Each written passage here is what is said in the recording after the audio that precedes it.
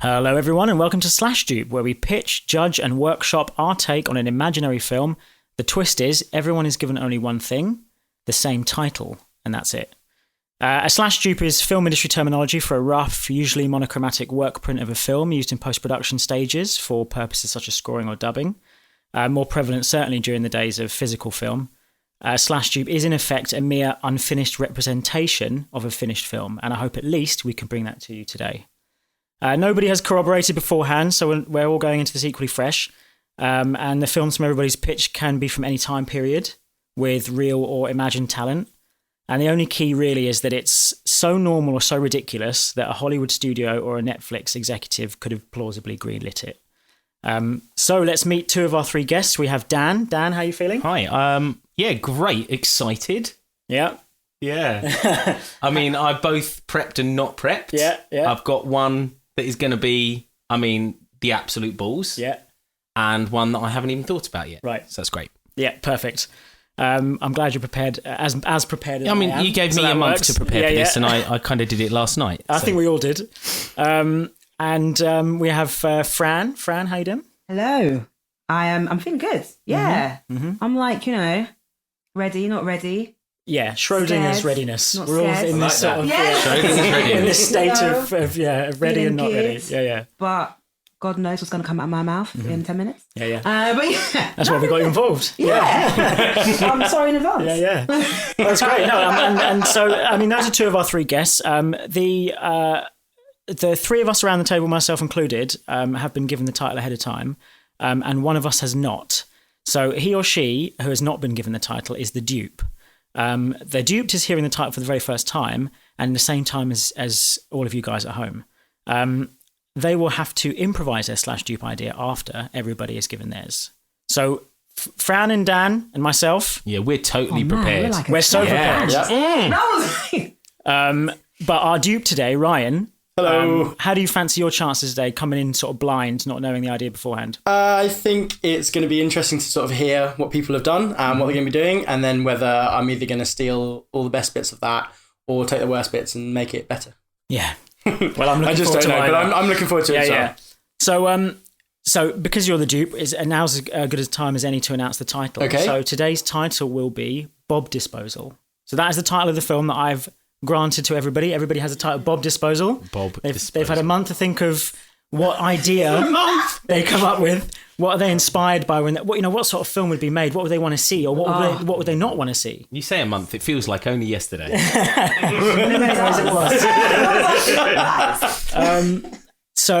Bob Disposal, and I won't spell it either, because I think that the spellings are fluid in this podcast. You can take it however you want. And it's just lastly, I just want to say I'm Sean and I'm moderating, and I have an idea of my own, but I will only let you guys know if it's either very close or very different to everybody else's idea, Or and then better. or better, which of course it will be. Yeah. And I'll explain later as well. I'll also be picking my favourite at the end, and I'll explain a bit later on Oh, no. why So and how. much pressure. So it's I like to say it's not pitching an idea, but it it's is. pitching an But idea. It's basically pitching an idea, and we'll all sort of help you out if there's some missing bits. We'll quiz you. We'll workshop. Hopefully it'll be a bit fluid. So right. So I want to know who's so confident about their idea that they feel like they can go first. No. So it's a toss up between Dan and Fran. Stay down. I'm happy to go first, even Okay. though mine isn't actually a film pitch. Oh, okay. You're just Yeah, going to screw it on the for first episode. Yeah. But you said in front of a Netflix, so I thought Absolutely. a Netflix series. Interesting. That's good. All right. Okay. And the only reason I think a series is because I'm gonna sort of hash it out as I go along. Uh-huh. But basically, Like they always do. They always do. That's exactly. And also, You're all dead at the end. Yeah. So the idea is that there is someone in either the present or the near future where time travel has been invented and is acceptable, and this person has now been charged with going back and forwards, potentially through time, getting rid of famous or influential Roberts to change the timeline or to make it the same. Right. I haven't really thought that one through. Sure. Do you have some famous Roberts? off the top? Robert the Bruce, Robert Kennedy. So he could be in charge of assassinations and stuff like that, or not. Also, it might be just influencing, being an advisor. Sure. And the other thought that I had was a little quantum leap. Like he actually becomes those Roberts and has to lead them to their death or their moment of influence. That's good. Yeah? Because then he's like interred in their lives. So Robert the Bruce, his partners or his wife, I don't know if he was married. But his partners, his kin, knowing the end of Robert the Bruce, he still has to travel down that path, like only sort of altering a few things. So unlike Quantum Leap, where it's a significant event, every single time has to lead to the Bob's death. Yeah. And he's not aware of the significant event in Quantum Leap, am I right? That's right. Whereas this one is, and actually in some of the episodes, it is an attempt to get Robert Kennedy to the right place. He messes it up, and so it's all about how you do it. So, and in the vein of somewhere between Quantum Leap, but with like an iZombie kind of serious but funny thing. Do you know what I mean? Which is like iZombie, I feels like what they tried to do a modern day Buffy, didn't they? Right. Dan's been trying to get me to watch iZombie for 2 months. Let's not discuss iZombie because it might have however you might feel about it. It might have gone its own way, but it becomes a whole universe. So rather and a bit like Travelers as well. So that there's this influence from that. So we can have that there are actual factions that are trying to influence this person to dispose of. I've just really riffed on that. Yeah. But I'm quite happy. So how does the time travel element work? I haven't thought about that. Well, let's think of it together. So I suppose. So who are the? You know what it should be? It should be a computer. We're going to go for it, but it's the eventual acronym should spell Bob. Of course it should. No, I like them. Of course it could. Yeah. Absolutely. Ordnance. The O could be ordnance. Who doesn't like the word ordnance? That's good. We're kind of screwed for the other B's, but we'll work that out. We'll pitch that. I love that. Okay, I'm going to write. So how does the time travel work? By linear ordnance. I can't think of That's a really good start. We'll think of it.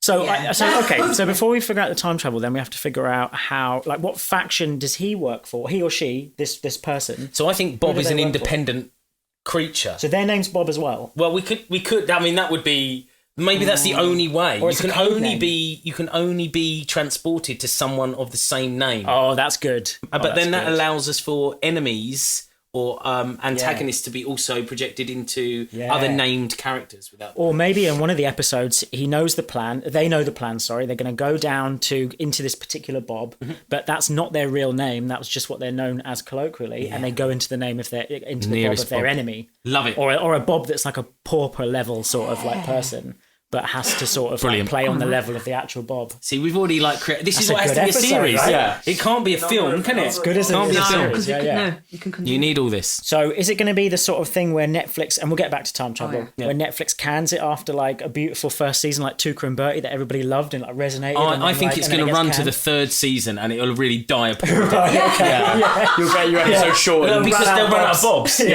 How many Roberts? That's why I thought we could go to the future, because then we could make up some Roberts. You see. Okay, interesting. That's good. And then you can always change it. Like, it turns out that Edison's first name was actually Robert. Yeah. Or his middle name was Robert, and we could get away with that. Do you know what I mean? They add something to the Bob machine that allows them to go to people with second names of Robert. Yeah. That's when it gets picked up by another network. Yeah. So like Netflix drop it, Hulu Plus. Hulu Plus will pick it up, right? And then they'll do a fourth season, with, like, where some of the actors didn't come back. What about and then they'll do like Bob Jr. for the Disney. Disney Plus will take Bob Jr. Any name with Beyond in it. Basically, exactly. This is an entire franchise we've created. I love it. So I'm going to take that. All right. So this Bob creature, who would they be played by? Well, in the film version, it's Jason Statham, isn't it? Yeah. Because I'm getting Jetty with the one vibe. That's exactly it. It's got to be that. But in a series, I guess. It'd be someone, I don't know, I'm going to pitch that to you guys. So they would have done like a Luc Besson type cheap Euro trash film of this, and then they would have taken it to Netflix. That's exactly what the original creator, like Buffy the Vampire Slayer. Sort of like what they did with Shooter. Exactly. Buffy definitely feels like this is our generation's Buffy. That's what it feels like. It. Because we'll deal with teenager or even sort of grown-up adult issues that we have now because we don't get to deal with them in any other ways, do we? Yeah. In that sort of millennial onwards. It's a great idea. Dealing with our problems now, the life now, but it's through Robert the Bruce. But through history, Yeah. And showing that things don't really ever change; they always stay the same. Yeah, That's good. Okay, so And it's because and the B and at the beginning of the end because it's just an infinite. nice. And it's the B and then the O is in the middle. That was in the middle. That's it. B at the top, B at the bottom, and then the O just is And the We've done second B's backwards, right? Of course. That is great. And then Also, in the the middle O is is backwards. I remember there's we know, yeah. And in the middle is the character in like a Saul Bass type font. You know, we've got the Saul Bass font, and they're in like a figure of like a Saul Bass cut out in the middle. I love it. Honestly, Netflix, if you're listening to this first episode of the brand new We all podcast, want money for it as well, not just Dan. well, I'm just happy to be it's here. actually recorded. So wait, is there like other is there family? I'm sure Like there will you be. know, I think probably Bob has a wife that doesn't know about his trips. Yeah, that'd be good. And he has to cover that company up. man. He's got an out. Maybe a kid.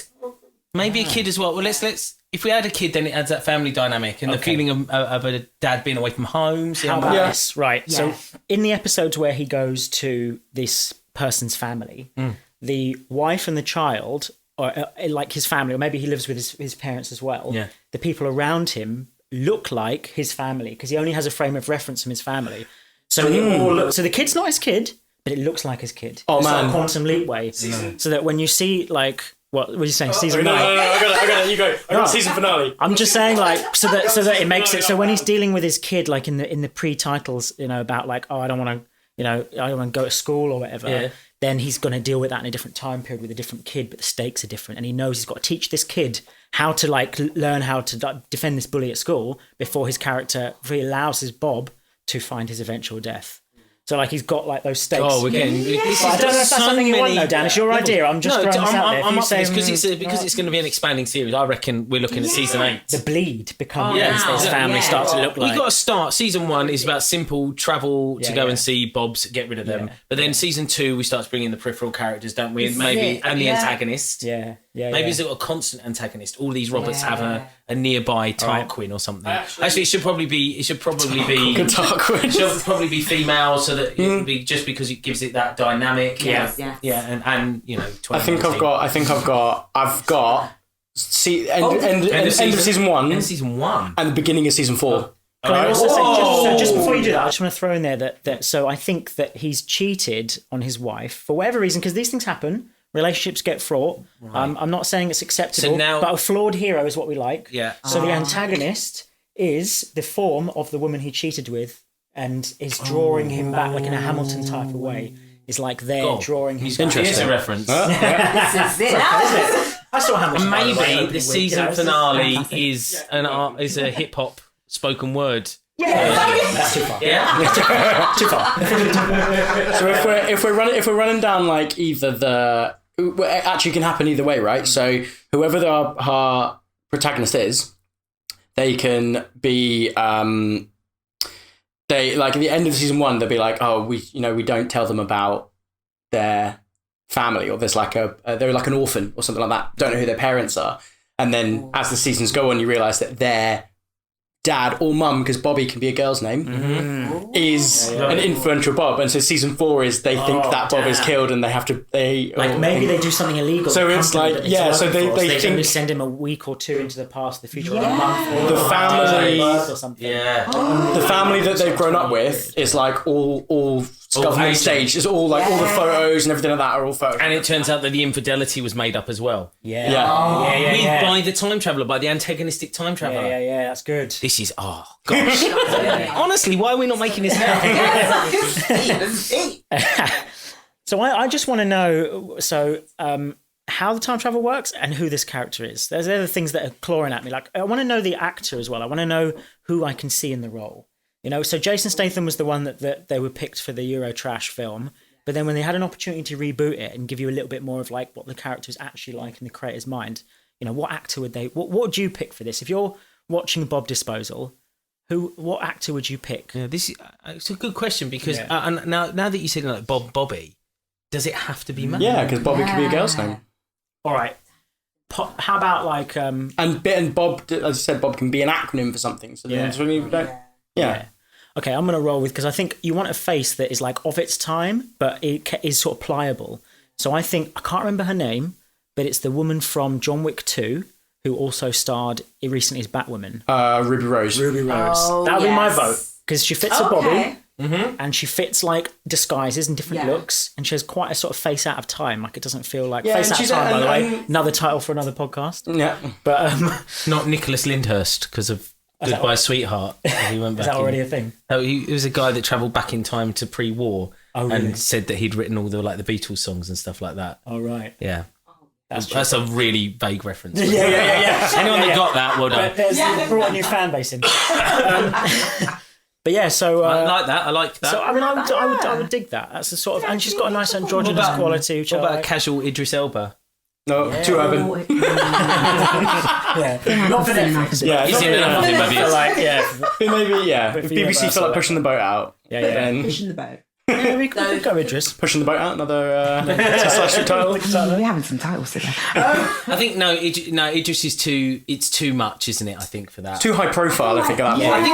I think it needs to be. Yeah, it needs to be. What's kind of coming? Yeah. Or an That's not unknown. ordinary look. I don't know. It's a bit horrible to say ordinary looking, but you don't want someone that's Hollywood. Yeah, some a bit more malleable where you don't go, that's Idris Elba as soon as you see them, right? You can't see him as like Robert the Bruce, you know what I mean? But I appreciate that. I mean, it would be good to. That's cool. But that's also another option. If we're going back and seeing other Roberts and Bobs throughout history, you've got options for big cameos like Idris Elba to be one of the Bobs that he goes back older to. Dev Patel, older though, because he's young now. Is he? Like, is it? Well, he's got a beard now, so he looks a bit older. That makes him older, doesn't it? Yeah. He's probably our age, to be fair. But like something like that. But I do feel like he needs to be a bit older to portray all the ages. You know, he needs to be sort of somewhere in the middle. But like. And also to have that established family life at home. Yeah. I did some air quotes for those of you that can't see. I just received that. I was like, yes. Okay, all right. So we've sort of got an image at least, because there's a sort of a Venn diagram of like between all of those actors with our Bob. I think the time travel. Let's have it that they have to take a drug to go into like a heightened state of consciousness, right? Before maybe being plugged in onto a machine, because then that allows us a little bit of drug usage, as in not illegal drug usage, but his dose being changed, or someone finding those drugs in his house. Who makes those drugs? Big Pharma, that sort of stuff. I mean, it could be like he accidentally just I think it's paracetamol. Yeah, or his child takes one day. Yeah, exactly.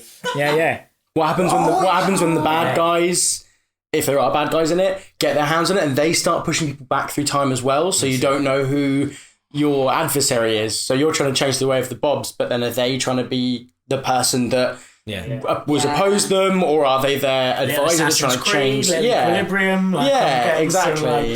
Good dystopian vibes. Maybe you can only choose certain people because they have an affinity to that drug, so it works for them, but not for other people. A certain thing, everyone would be a certain like chemical in your brain. Like given name plus ability to be susceptible to the drug. Yeah. So like, would it be a genetic small marker company, or would it be like a government thing where people are being drawn in? That's where you find out, isn't it? That's where you find out that it turns out that it's actually a future. Right. It's a future organisation that have sent back in time to a particular name who's now. That's really good, because you could have someone with like a scrying orb, right, in the future, and they're watching, and then when certain events are happening, it's like sort of it's going up to whatever. They're actually just watching archives at that point, aren't they? Yes, exactly. Yeah. Yeah, true. But the archives will be constantly changing. Much right? like Back to the Future, the pictures start disappearing. But that's I guess if you pin your particular kind of time travel as linear, or if it's a branching. Well, then we can do that too. That's what we have to do. Yeah. You know, and I guess that's the controversial conversation, because everyone's been like, oh, this is the kind of time travel that's in Bob disposal, and then That was going deep. I actually thought something really random.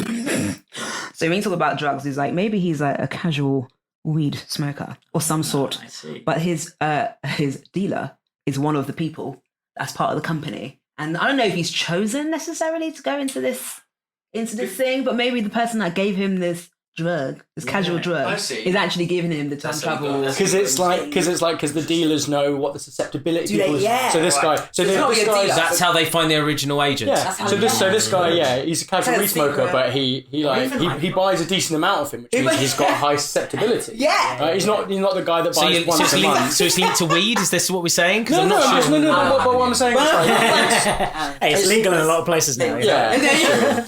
But it's Depends how family friendly you want to go. All right, so how about this? There's tolerances, right? So you have certain. So by knowing that this Bob buys off this dealer every week or whatever, he knows he's got a bit better tolerance than someone who only buys once a week. So the government work with these guys. So that's why they legalised all this stuff, of thing, within certain sort of boundaries, and they're doing an experiment. Or they just blanket fire with this drug for a month, and those people that seem to have the effect, that's good. They hire them. And then I suppose you've got 2-3 episodes of like they're going to the facility and like you've been selected to be chosen, and it's like.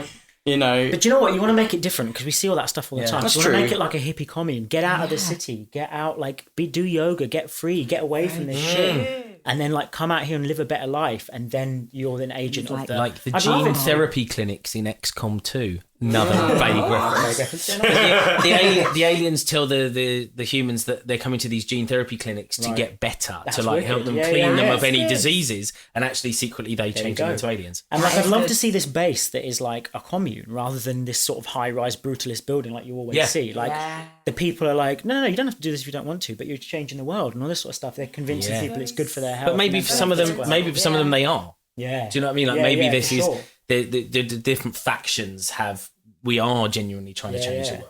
So I also want to throw this. You had a great idea. So I sort of want to spark off that the villain, who is also jumping into different sort of potentially, or a villain for one of the series, probably series 2. You want to bring in a dark foil, a shadow, an opposite for our main character, right? Teased at the end of season 1 in shadow, and you never see the actor, and then because it's not cast, right? So I like the idea that this person is maybe like a schizophrenic, or they're being fed a drug that makes them schizophrenic. So they think that when they're being fed the drug to make them go backwards or forwards in time, they think they're just having a mad trip. Yeah. Right? Yeah. Okay. But what's actually happening is they're going and being this character in the time travel. So their dealer is feeding them this stuff, or their doctor is feeding them this stuff. And they think, I'm mad. But actually they're the antagonist. Because if they really understood what they were doing, they wouldn't. We can have that whole sort of 3rd season, 4th season flip. Yeah. Where they fight against. Like in Heroes, where they do that. And this person has to come clean. Let's not quote Heroes. I know. Remember that bit where they're inside someone's brain and they had to literally smash a wall down? There's a mental blocker in his mind. And you have to literally smash it with a sledgehammer. Oh my God.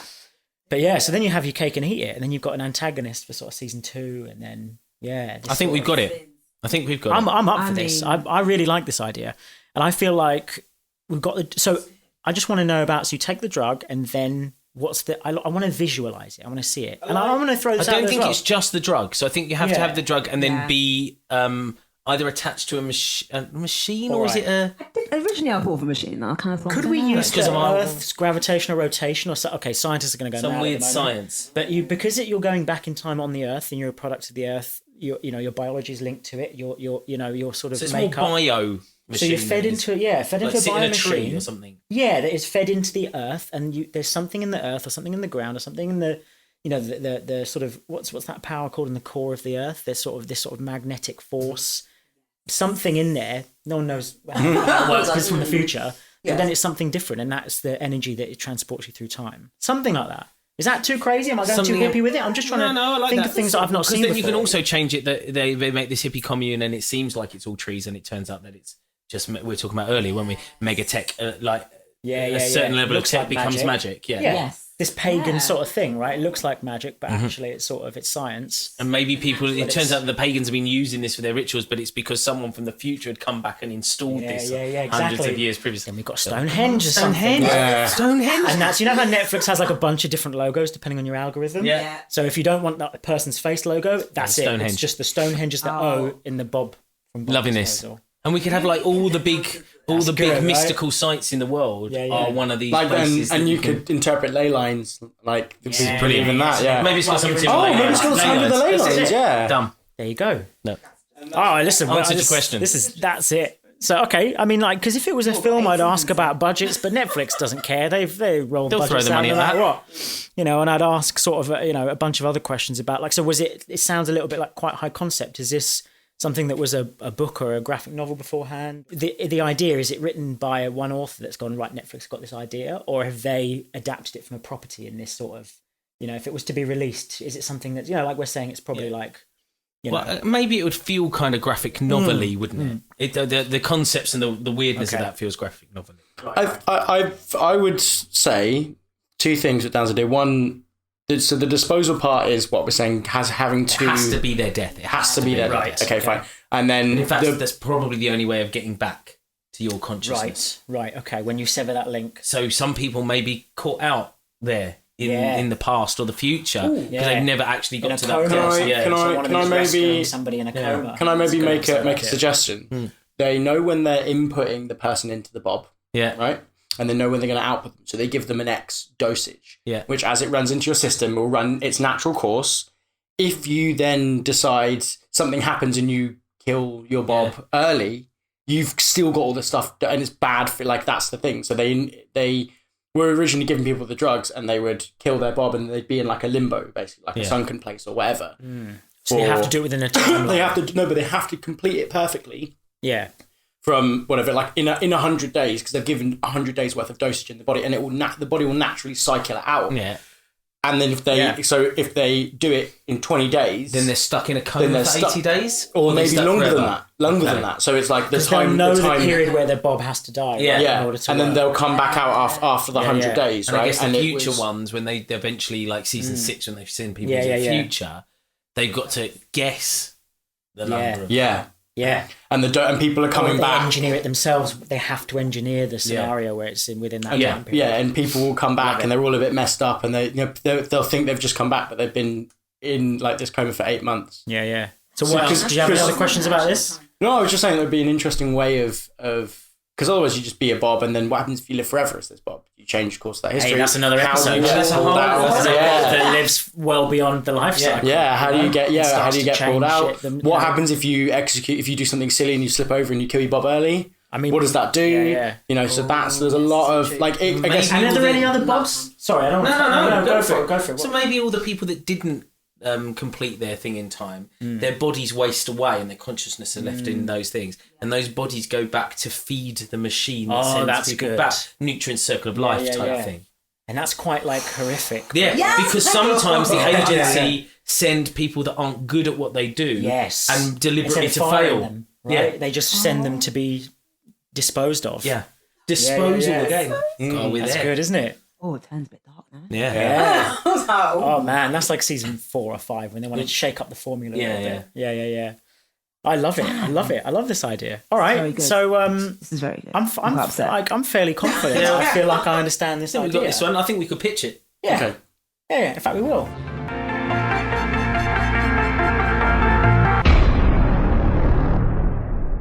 Fran, is yours a film or a TV show? Mine is now trash. Absolute trash. Never. Do you know what? I haven't actually.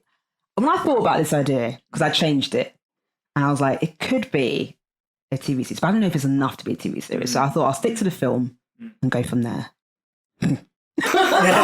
Yeah. Maybe we'll pull it into a TV series. It could just Could be a trilogy. Yeah.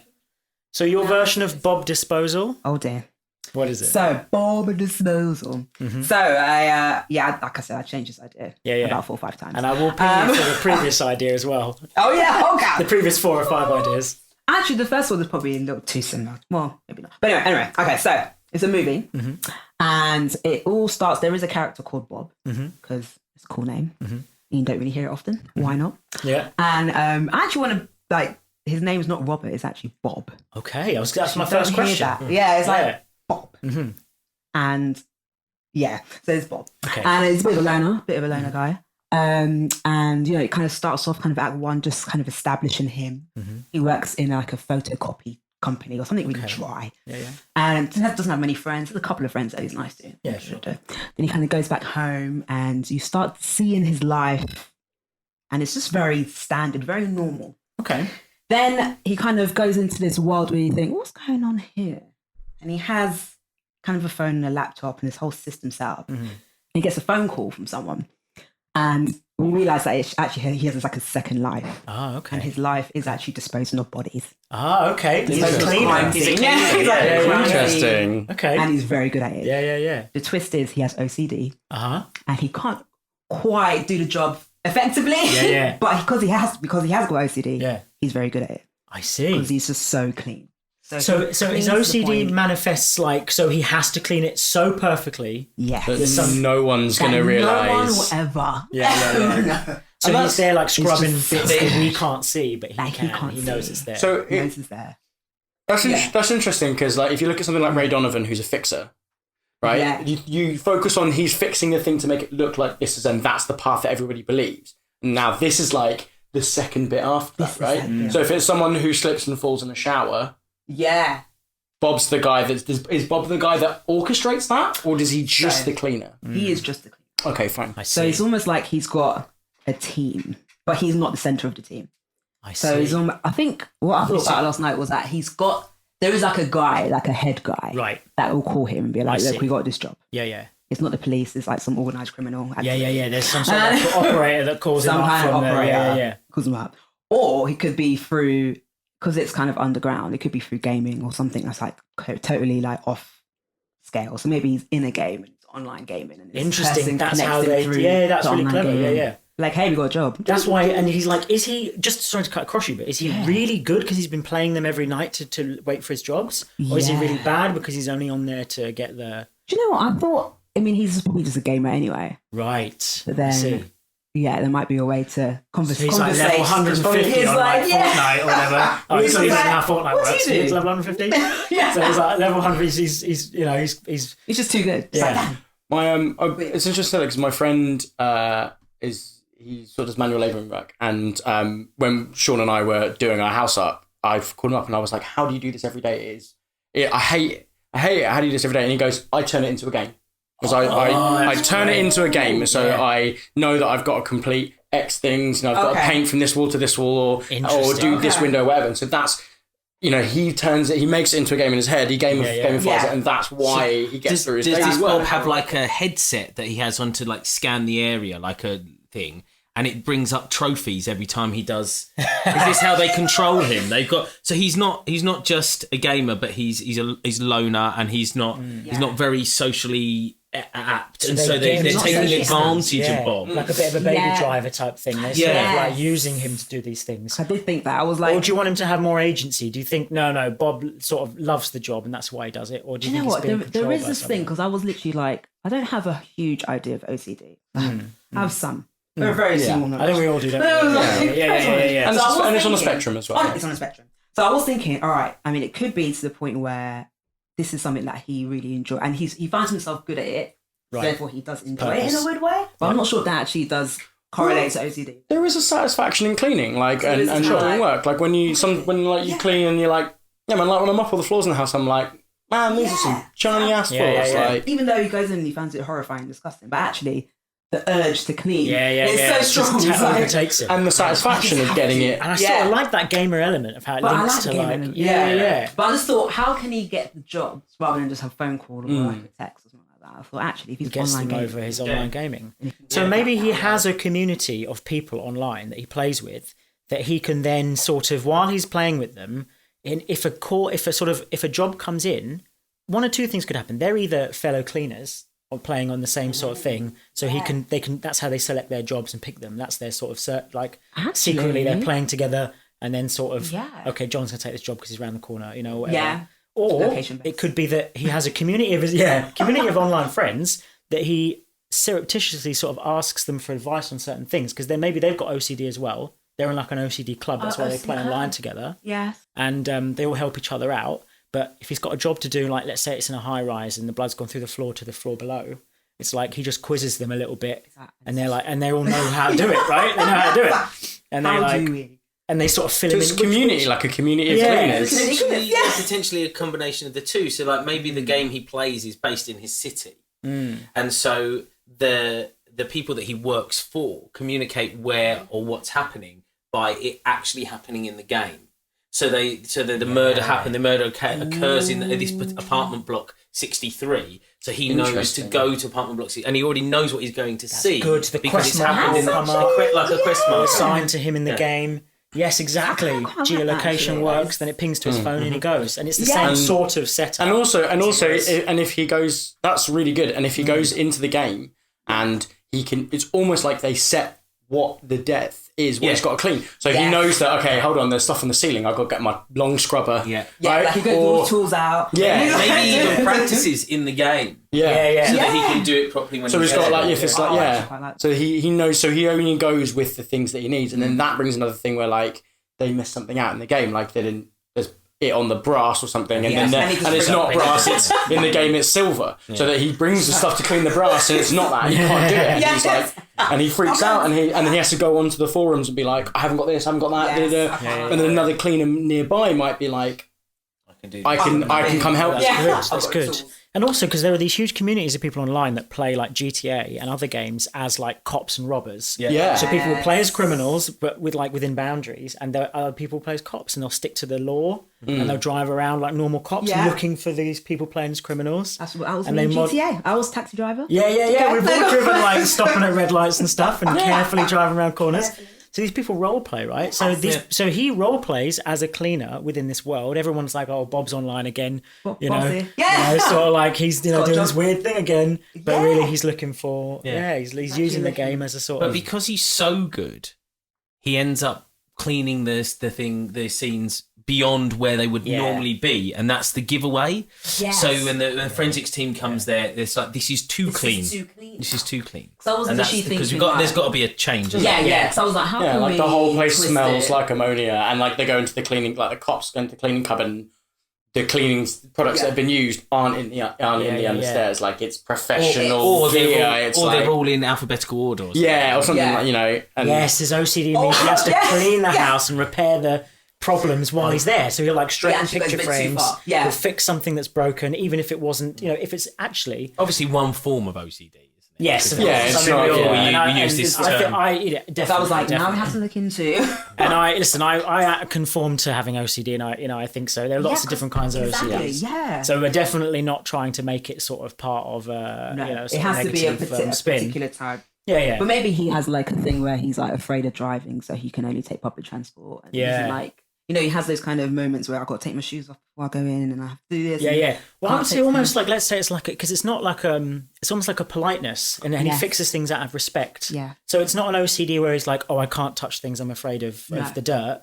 He's more like, I'm gonna solve this. This is dirt in someone's place. I'm going to help them. I'm going to help this house. I'm going to fix these problems that I've come to see. I have a question. So I'm going to throw an idea out there, right? For like, if it's a scene or an episode or something like that. So what if he cleans the thing spotless, perfect, really happy with the job, and then like a door blows open to like a bedroom.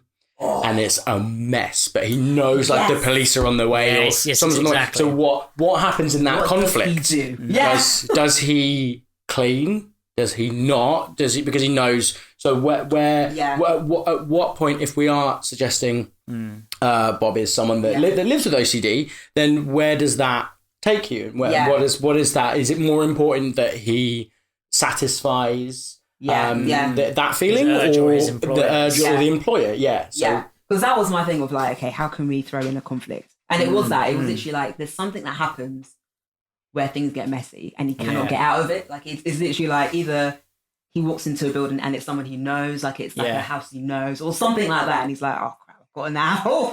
So what he does what does he do? What he does is he does his best. Oh, sorry. No, because I was literally like, I want it to be a case of he might not get out of it, and it's not like I'm gonna come and fix it and everything's gonna be fine. It's literally like, actually he gets into shit. And it's like things go terribly wrong. So maybe he has to fashion a sort of, he knows what the CSI people wear in this part of the place, and he just fashions into that sort of stuff, and he cleans whilst pretending like he's doing the sort of taking pictures, part of the forensics. So he's actually cleaning as he's doing it. And so that's like one of the that's the sort of late second act sort of thing. I love that. That is good. And because this is the thing about people, like, it's like people with stutters or stammers when they perform. So when he has to perform, or when he plays online and when he performs, when he's not himself, He's smooth. he's smooth. Smooth. You know, cuts No through problems. through some of these issues, right? Yeah.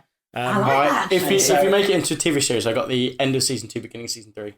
Loving these. We're creating two Oh, why no, two no, series? no, I think it should be a film.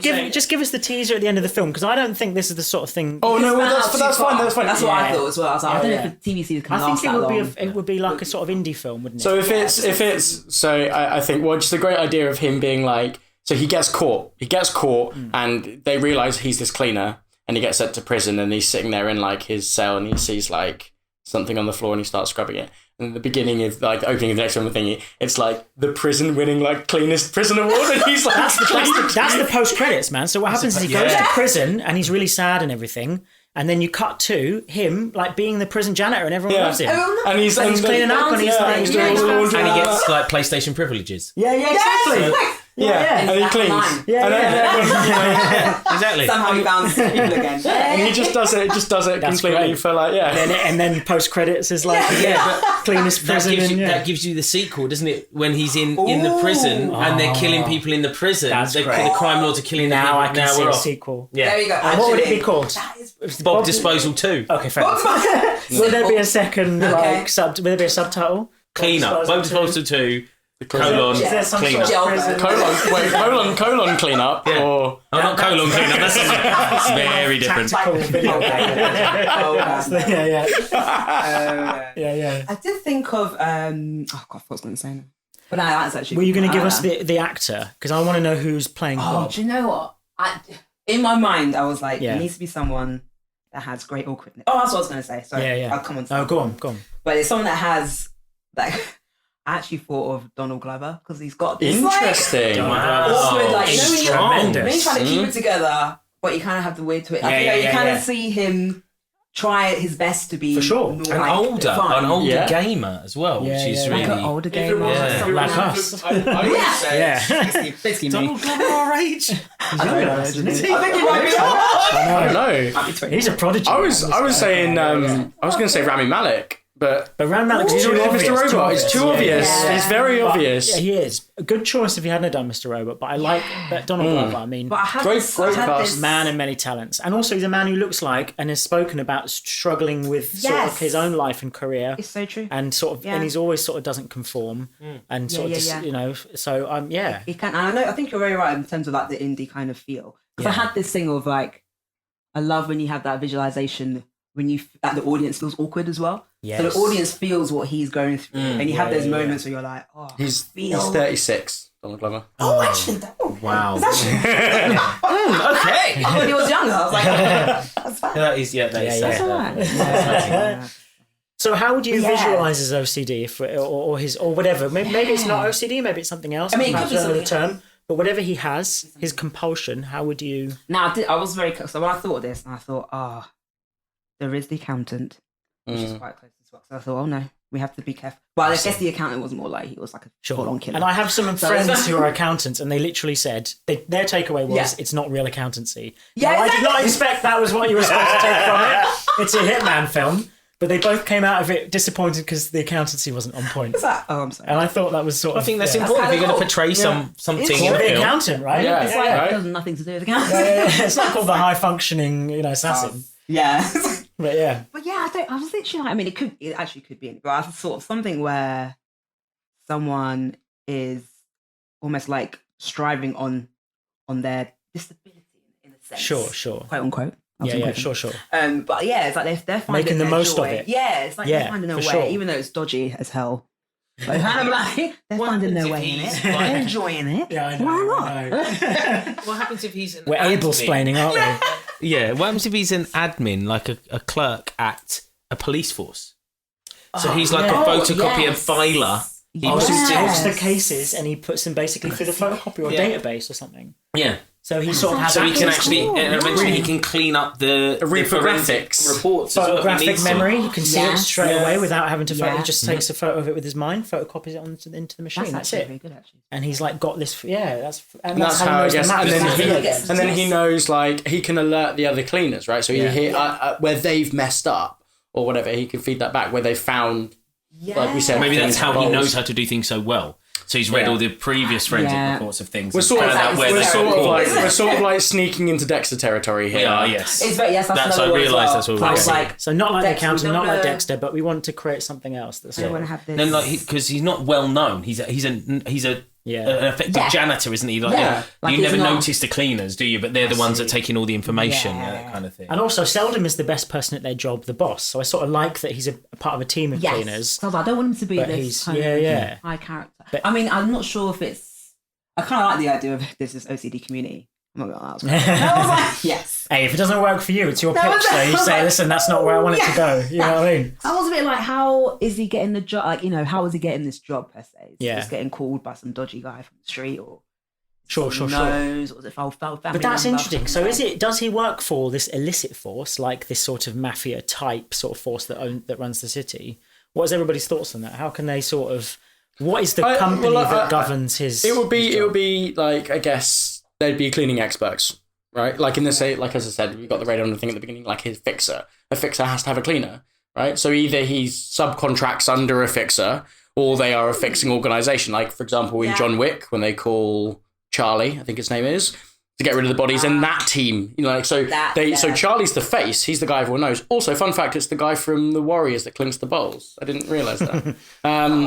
But then you think, like, he comes in, he gives Charlie the gold, but then those meaty boys they wrap them up in the carpet, take it, clean the scene. Those are those guys. Would Bob be one of those guys? And the wolf from Pulp Fiction, it seemed like a quite independent contractor. Indeed. Right? Yeah. And then you've got sort of, there are other fixers in other sort of worlds that sort of, I think there was a fixer in Leon, wasn't there? I'm pretty sure there was. Or maybe I'm thinking of something else.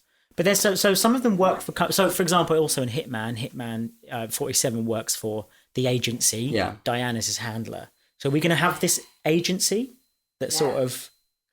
Yeah, like Carmen San Diego.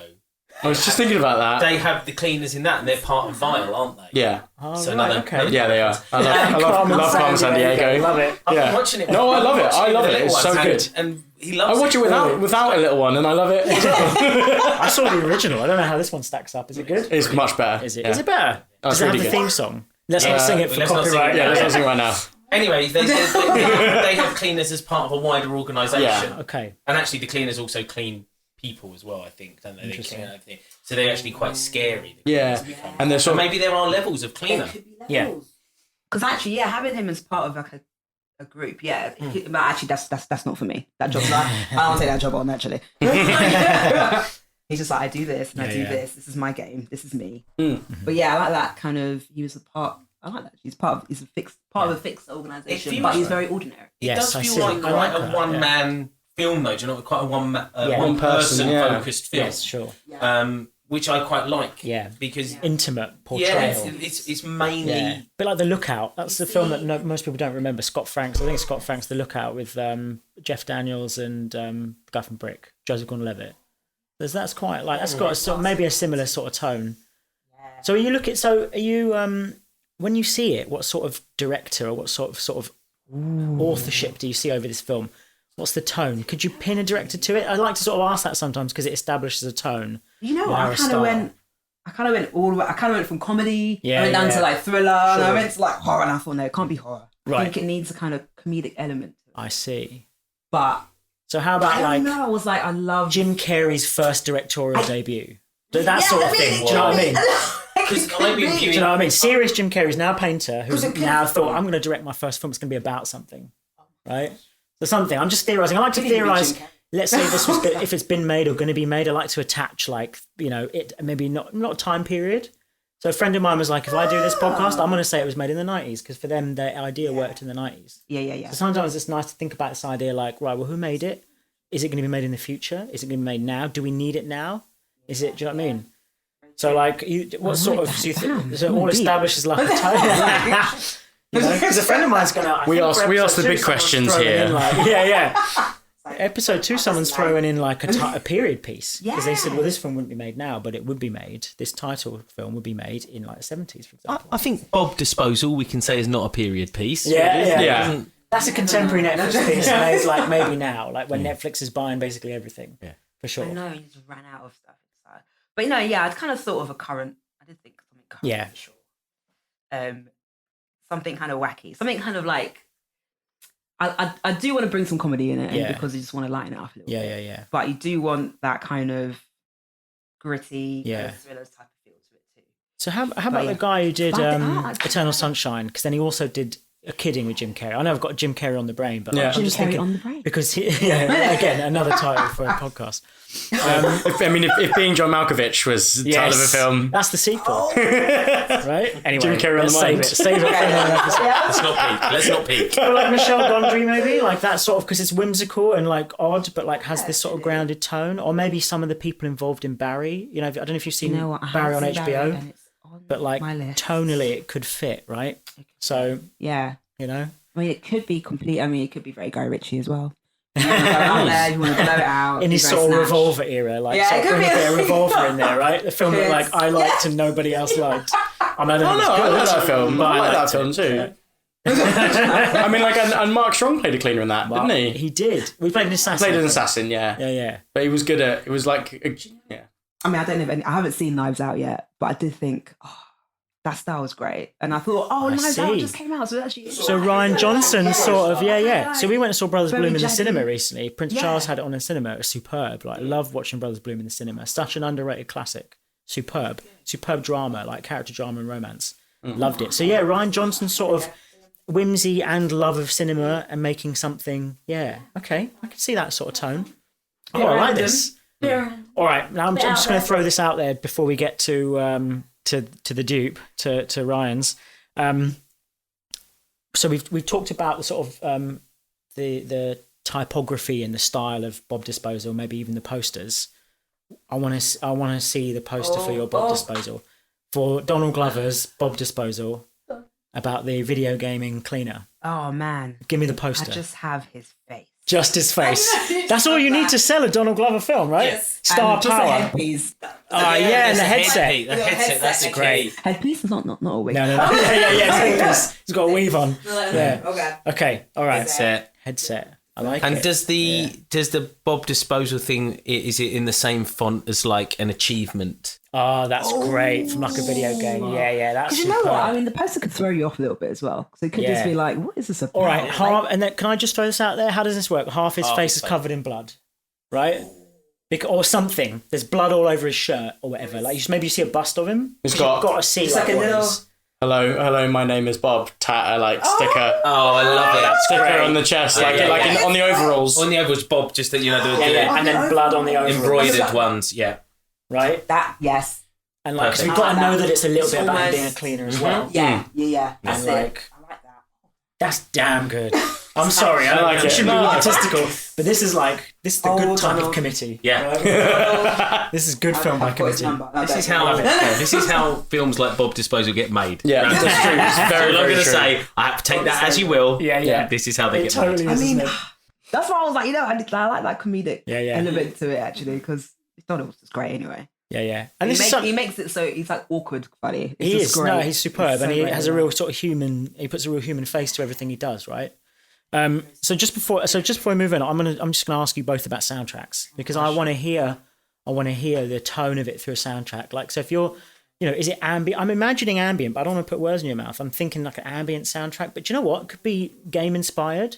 It could be something we don't normally hear. In a way, is it the music that Bob listens to, or is it just something that the audience feels the tone of the film and not the character of Bob? Does Bob like do a Star-Lord thing and have to have headphones in while he's doing his job? I was thinking that just now. I was like, headphones in. Opportunities to sell some big soundtracks. Yeah, for sure. Donald Glover's new track comes in like 3 times. Did you see that Chappie? Like, and it was like those 2 guys. Because it was Ninja from Die and Antwoord. Yolanda. So all of their songs, about 6 of their songs in there. They played themselves, their own name. And then like it just kept pumping through their own stereo. It didn't make any sense. So we have Donald Glover's music all over this. I'm like, come on. But see, he wouldn't be egotistical. He would drop that. Like, he wouldn't be like, I want my music in the whole thing. He'd just be like, yeah, this is my song. But he might score it. Like, did you listen to his new album, the one that's sort of a bit of sort of jazzy and sort of acid jazz type album? He could do something really wacky and something a bit crazy. Very versatile. Or how about like he listens to podcasts all the time. That's what people do these days. They listen to a lot of podcasts. So what you're listening to while you're watching him walk around. Shout out to our listeners listen to the podcast right now. Walking around their own cities, about to go and clean up a dead body. Then as he walks around, you're hearing something that is like, it underscores, just like it does in our lives now, the thing he's listening to underscores his life. And we sort of feel, maybe there's a subtle connection in there with how he's feeling or what he wants to learn about that day, where he is in his life, what he wants to know. Interesting. So it's just people talking like the radio, and that's the background. Really dense, isn't it now? Yeah. You cut really the music work. and I you just know. have that, right? And that's I don't know, it's That's something his way of bold. I've not seen concentration. anything that does that, Actually, it's true. yeah. That's And when he's actually on the quite job, he's listening to something else. What's he listening about? What's his... Who would he talk to in that scenario? Probably nobody. Yeah, He'd if you be listen to like- 6 podcasts a day, what would they be? What would And they it would spread be over? What be would they know things at the like end of maybe the a day? bit of talking stuff. You'd be like drop something.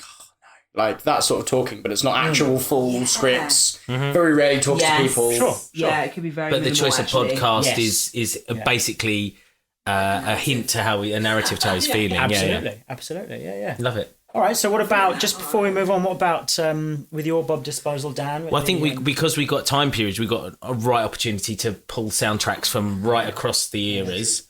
I guess there'd have to be a theme tune, wouldn't there? Yeah. But because it's kind of modern, it'd have to feel modern, like or relevant sort of day to day. But then, like with Travellers, they had that kind of slightly ethereal, because we always think the future is going to be more ethereal than it is now. Yeah, sure. And ever since you added the hippie commune thing, are we going to make it Well, like you more can of remove that if you like a like. Carole King kind of song? That, Maybe. I mean, With like some interesting synths over the top of it. Underscored with sort of like a folk, sort of synth folk sort of thing. yeah. Or You Got a Friend. What how's it? Oh, no, Carole King's. You have to cut that one out. Perfect. Oh, No, no. just something that's so jarring with everything that is coming I on. like that. I like that. The jarring's really good. It's a sort of, because you don't want to feel like you're watching Outlander or something that you've maybe seen before, or even Quantum Leap. You want to feel like you're watching something sort of that you're out of time as well as them. Yeah, I love it. Sort of remind you of who's in that character. Yeah, and maybe if you get really clever about it, you've got your theme tune, like the sing the theme tune. Yeah. You've got like your melody, but each episode, depending on where they're going to go, the accompaniment or the orchestration changes to the relevant time period that will happen. Yeah, that's good. So you have like a one theme that runs through it, but with different. So you'd hear like the sorry, EastEnders, but you'd know that that means Bob Disposal's on. I've got to go and run and see that. Although you never do that again with Netflix. But you'd have like a lute or something if we were going back to go back into sort of.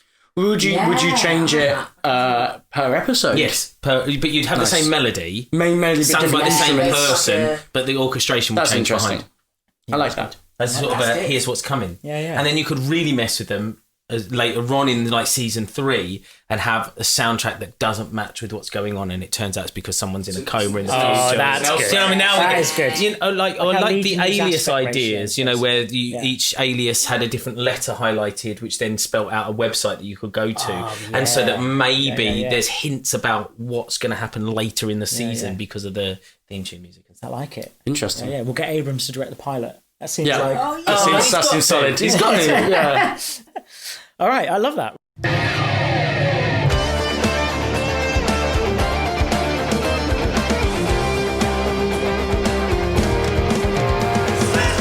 Right, so it's about this time that I introduce Ryan's idea. Ryan is our dupe. And so we've listened to 2 ideas so far. We've listened to Fran's idea about, for Bob Disposal, about a Donald Glover type character who's a gamer who finds, with his different abilities, he finds himself drawn to the world of cleaning bodies after they've been killed, and finds his community there. And perhaps gets his comeuppance, but eventually finds himself born again in jail. And we have our idea of a time-traveling Robert, who is it's very nuanced because obviously it's 9 seasons already and 6 seasons of the movie.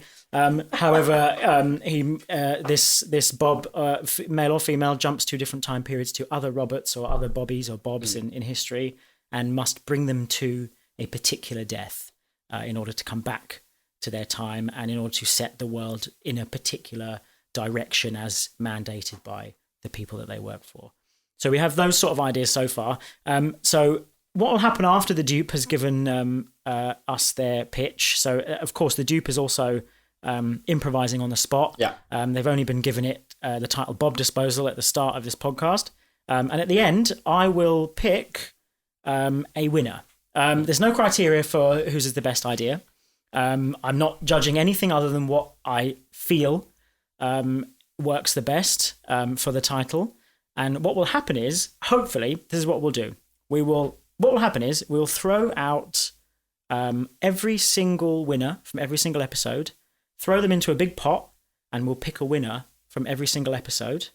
And that winner we will make into a trailer. So we will make a film trailer of the season winner of /Dupe. So that's hopefully, so that's what we're aiming to do.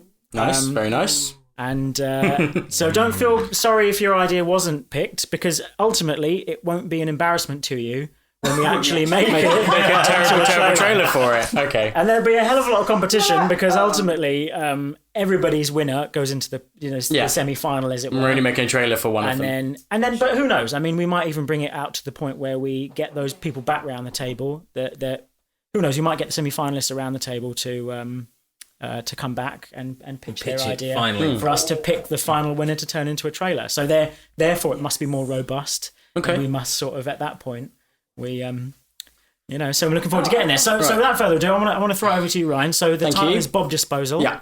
And I'd like to hear your hopefully unique, made up idea. So I've been making some notes here, just the thoughts I'm going to put out in my head. I've got 3 ideas, right? Cutting room floor. I'm going to throw. They're all pretty good ideas. One, I think, is just to have to kill someone called Bob to get their money, like inheritance or whatever, Bob Disposal, and you make it like a Wes Anderson sort of Brothers Bloom style, accordion music and like ridiculous plans, and sort of have an element of like Tom and Jerry and that sort of like trying to do ridiculous things to make it look like it's an accident to get this Bob Disposal. To get this, dispose of this Bob to get the inheritance money, and then something like that. So that's Wes Anderson type. Yeah, Wes Anderson of his grown-up Home Alone. Yeah. Oh. Yeah, that's good. Yeah. So that was one. That's the pitch that the studios would love. That's exactly it. Grown-up Home Alone. So the second idea I had was it comes from the comedian Mitch Hedberg. Like a long time ago, he's talking about people staying on the 13th floor. Like the hotels don't have a 13th floor, but he's like, but people on the 14th floor, you know what floor you're really on. Right. Because they just miss it out. Interesting, yeah. But then in this joke, he says, I don't, if you don't like the number 13, I don't like the letter B, because it's like a 13 but squashed together. Right. So he's like, if your name's Bob, get away from me.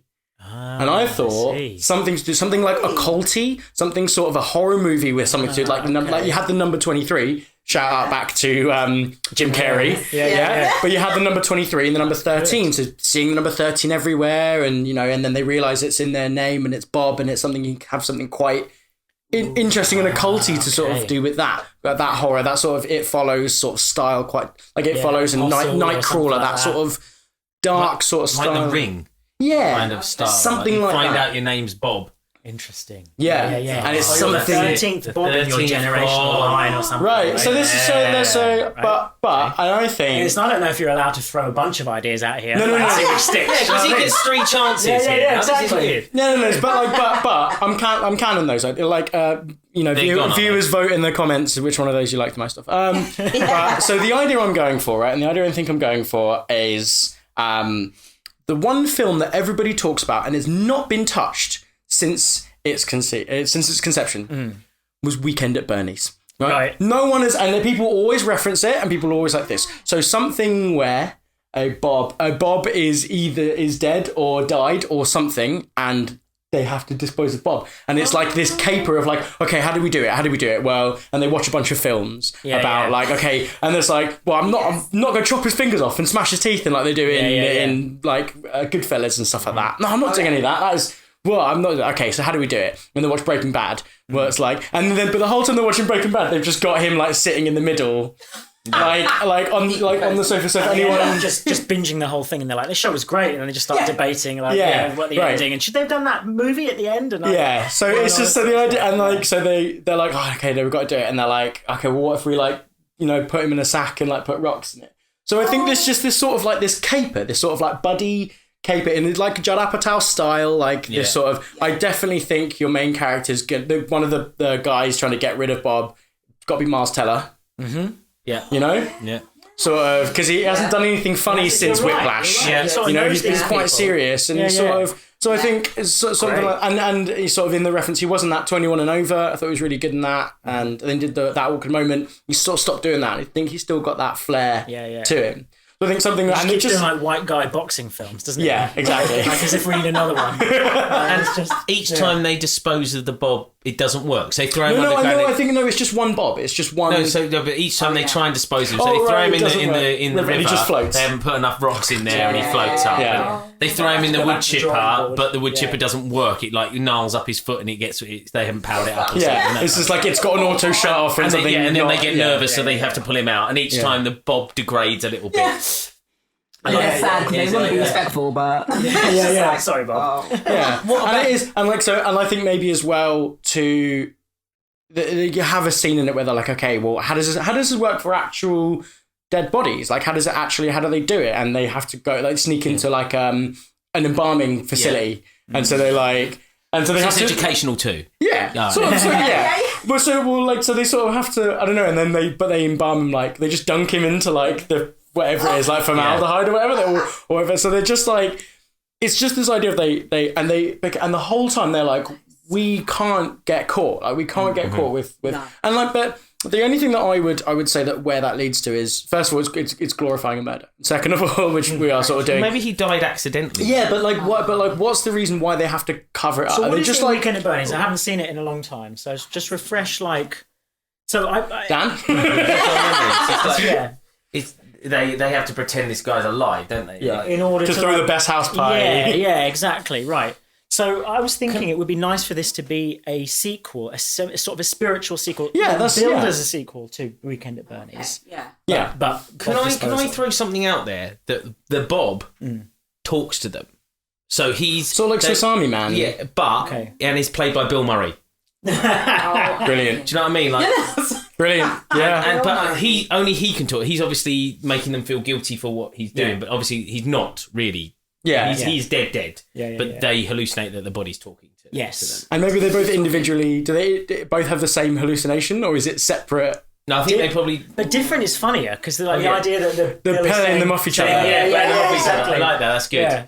And maybe it's a buddy movie. Maybe it turns out like he's their dad or something, and they can't let go of it. Do you know what I mean? And they're trying to dispose of him, but at the same time, it's their way of finding out We don't how want to they're veer too dealing with much into grief. Darjeeling Limited, right? But like, Yeah, but I do. But yeah, dealing with grief definitely. So it is their way of. Yeah. So they're not disposing of it.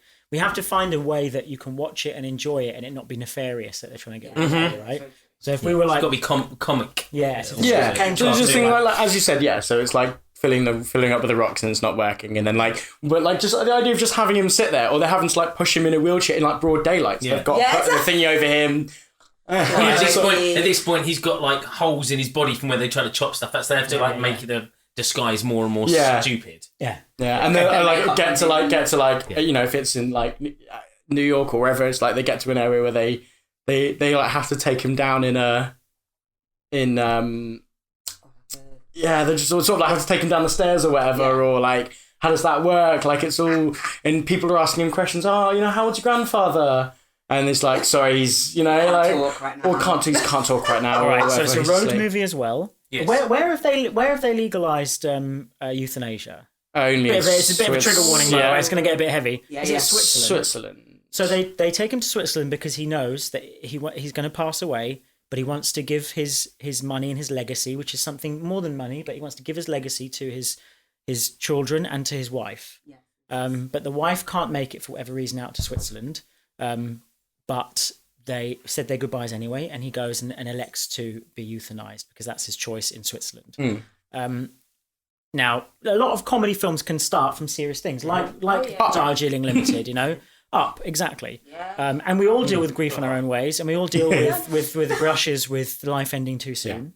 So what they do is they find out that under the some sort of law, some sort of restriction is that under euthanasia or something similar to that, the inheritance and the legacy and all these things that they need won't actually get passed to the mum.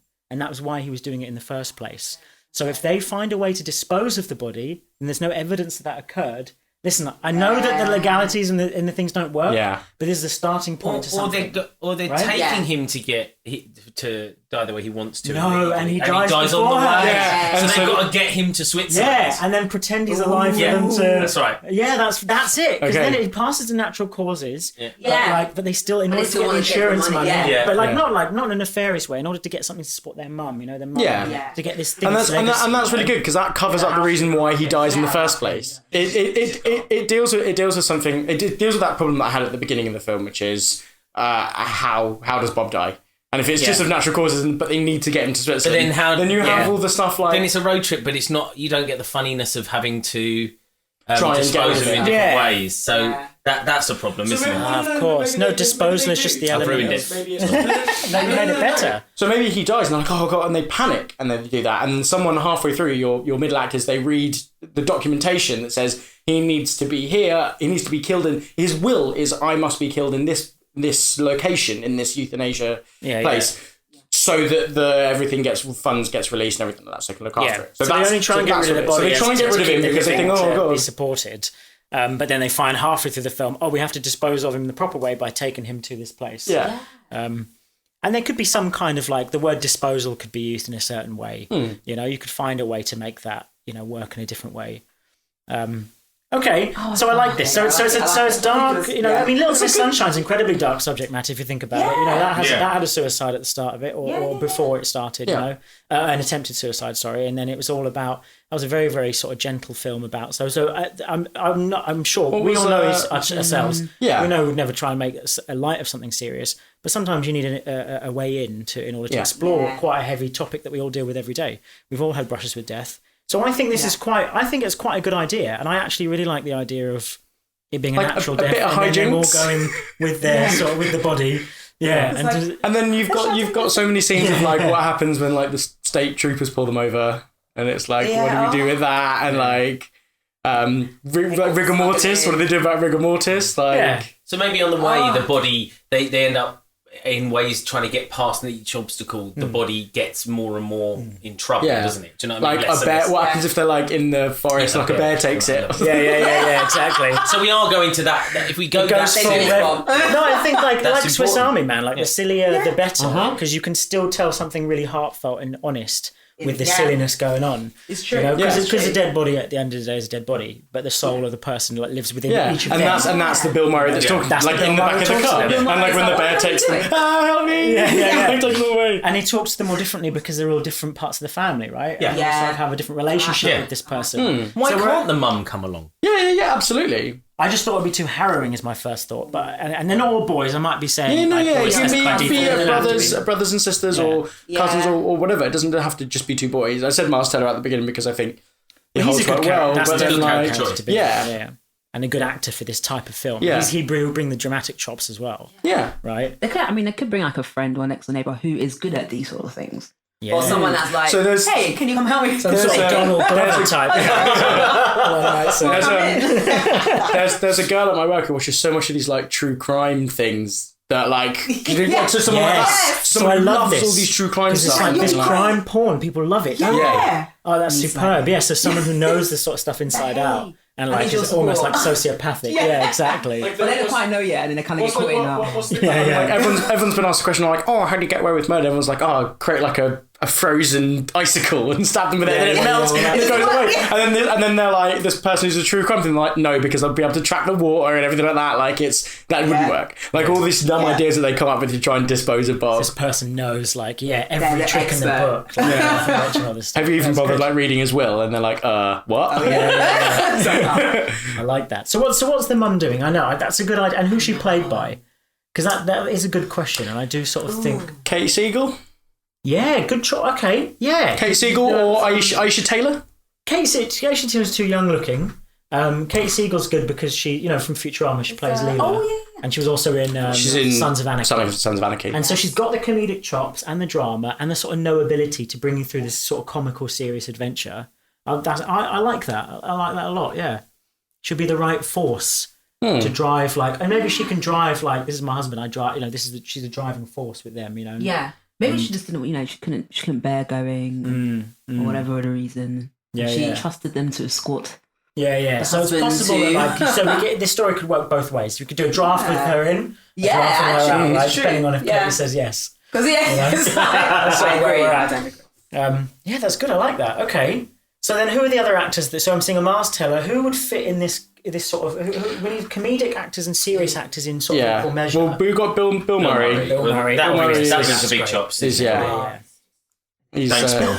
Yeah. So who do we Cheers, bro. feel is a young Bill Murray that we can throw in as like the one that's closest to him? I'd You know like. how sometimes with lots of sons and daughters, there's one who is like the most like the dad or the most like the mum. What is the? Who's the? I think you have someone who's like young, like a young cousin, right? Who really like looked up to their would be their grandfather. You'd have someone like one of the kids from Stranger Things, or someone like that. For you know? sure. Or someone. Finn Wolfhard would be in it, wouldn't he? Yeah, probably. Yeah. You know? Yeah. Now he's like in a band and he's got like a beard and whatnot, and he like or whatever. He's got a deeper voice. He's like he looks like a sort of 40-year-old man because they always try to make him look a bit older. What about when like they're Bill doing Hader? Bill Hader As the dad.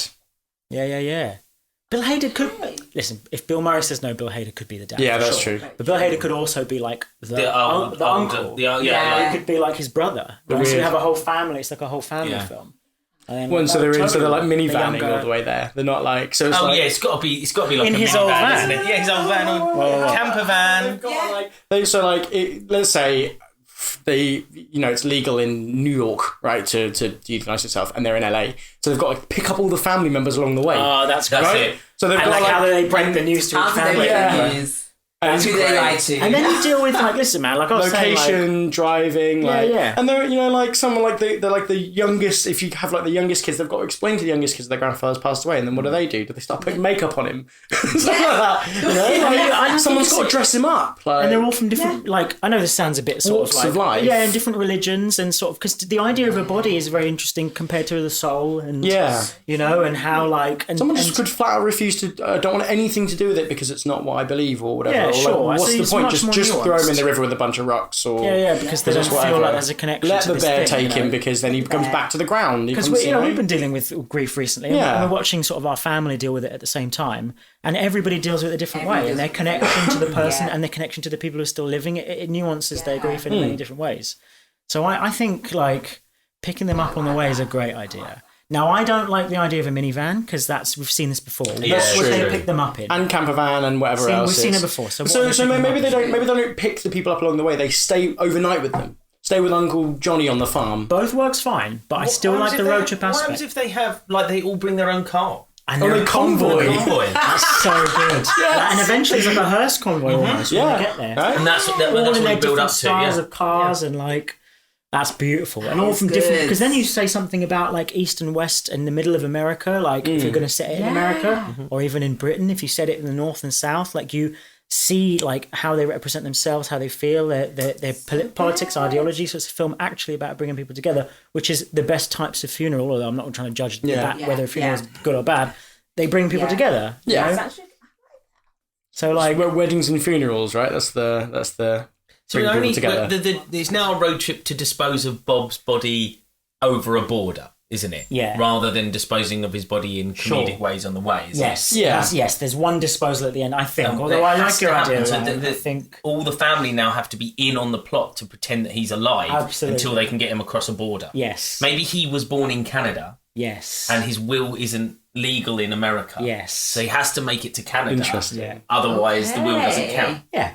I think that's great. Yeah. And if you wanted to, like, if you were worried about sort of wanting to make something even more relevant, you do it about Latin America and you have it crossing that Crossing border. that. Yeah. Or vice versa, yeah. even. You know? And then you have a whole thing about that. But if you don't want to get too political, you could, you know, removing politics from it. image of like the freeways. But Canada's good. really long. Canada's safe, isn't it? Yeah. Like you have the freeway in America, and they're just like, I just maybe love this idea of the car breaking down, and then the convoy and people just get out and push it. So you have this like convoy of cars in like a triangle with the one at the front with Bob in it, and they're all pushing it, and that's the sort of the emotional. That's great. Yeah, I'm you're letting him go. Yeah. Letting him go. I'm genuinely This getting choked up. is great. That's a good idea. All the people help push it over the border. Yeah. Yeah, that's great. Even the ones that weren't ready to let go. Yeah. And they're the and ones then that they push him at the physically end. let go of the car. Yeah. Yeah. Oh, damn. That's We've done it. We've done it. I'm actually tearing up, man. That was That's brilliant. Yeah, everyone at home's like, what the? How have we come here? It's been a long day. So we need a couple of actresses then, I feel. Or female actors. I want someone like... What's the one from... And we can have the Amy Schumer sort of level of... how about like a Portia de Rossi type? You know, how about someone who's been in someone who's quite... Arrested Development? Yeah. You know? Her, and then what's the other one that's sort of like her, that looks like her, that's in Happy Endings? You know what I mean? Oh, yeah. Jane... No, I feel like... her character's called Jane. Yeah, it is. I cannot remember her name now. Or I really like the idea of like face. that. I've just been playing After Party, and it's the woman who played Iden Eliza Verso. Yeah, Eliza Coop's good. The woman who played Iden Verso in Oh yeah, I'm not going to pronounce her name. No, neither am I. I am partially Indian, so we would be allowed to get it right. We could give it a I stab. want sort of like, it's not Imogen Poots. Imogen Poots is a good choice. She's very young. She could be the young cousin. Yeah, She was Kate in Mulgrew. 28 Weeks Later. Get Captain Janeway on it. Oh, damn. Yeah. So if Katie says no, we've got Captain Janeway. Or no, but you could have aunties and other... Oh, of do you know what I course, mean? You've which got a are- whole Yeah. generation. Thinking of draft one. No, we're on Draft draft six. 6 We now. have Kate like Mulgrew, the actress. grandma who's got Yeah. cataracts or something that you can't quite see. Yeah. So she doesn't know. Yeah, so we need some older actors as well. Yeah, do you want to pull Glenn Close in? Yeah. Come on. And an English That one. one's too What about the one from... she played Max in Mission Impossible. You can see my references are quite obscure. Yeah. Is she alive still? She was in Atonement. She played the mother in Atonement. We need our resident Googler to find out. That was actually like, She might have passed away, but then we'll have to resurrect her using CGI. Like I know, they I do, see, yeah. like blasphemously. Like Just do deep these fake days, it. everyone. Just deep fake it now. We don't need any famous actors, do we? Sure, Just isn't it? put their In faces on. fact, you know, Vanessa Redgrave. yeah, That's she's still alive. She'd be She's super. got a great face. Will still be alive. Yeah. Yes. Yeah, I guess so. In her last. What about any of starring the folk from Red for the older Yeah. generation? Yeah. We've got quite a good bunch from them. We could Yeah, have a she's still cameo alive. from She's like Bruce Willis in Yeah, like a Bruce. star turn where he comes, because he's a bit of a prick nowadays. We sort of reduce him back to his sort of- Your opinion may vary, obviously. I mean, I think even he thinks he's a prick. Comments, what Do you your know what I mean? opinion is I think he on- sort of takes pride in it. But I think, we need to revert him back to like his days of like being like a really sort of solid choice. He's 12 Monkeys. Remember 12 Monkeys? He's the last one. The car's like stuck on a thingy, and he's the last He's push. like the family member who doesn't want anything to do with Yeah. it. I feel like it has to be the Yeah. mother, his wife, that is the final push. Right. Yeah. Do you know what I mean? For sure. If we're really going to give it, Yeah. or an estranged child that they had a big argument and they had to. Do you know what I mean? It's got to be. Yeah. We're going to go there. Yeah. We got to go there hard, haven't we? Yeah. That is good. Okay, so I think like we've got a good cast as well. Yeah. Nailed So it. Strong ensemble Good cast. male-female ratio. A lot of cameos. Yeah. Are we thinking of like a directorial vision, a voice for it, or is it sort of, you know, because I now feel like it's evolved a little past the sort Yeah, of it's no Apatow. longer. Yeah, it's Now you're it's right. into the indie filmmaking, like the people who did Swiss Army Man. Maybe is it the Duplass brothers step out of Mumblecore? Interesting. Good choice. Yeah, it could be the Right. Duplass brothers step out of Mumblecore. Absolutely. Because you still have that ensemble Absolutely. cast, you still got those people, could be but like it's a Leonard not. Dunham sort of like attempt at sort of a feature film. Yeah, Right. Yeah, not bad. Or it could be the people who did Captain Marvel going back to their indie roots. I think it's Bowden and Fleck, I think are their names. I think I've got the one for me. I don't know how you pronounce his name. Craig Gillespie. He's the guy who did Lars and the Real Girl. Then he did like Their Finest Hours. He's done a bunch of films that are like, he's one for them, one for me. Okay. But he's a really superb indie filmmaker.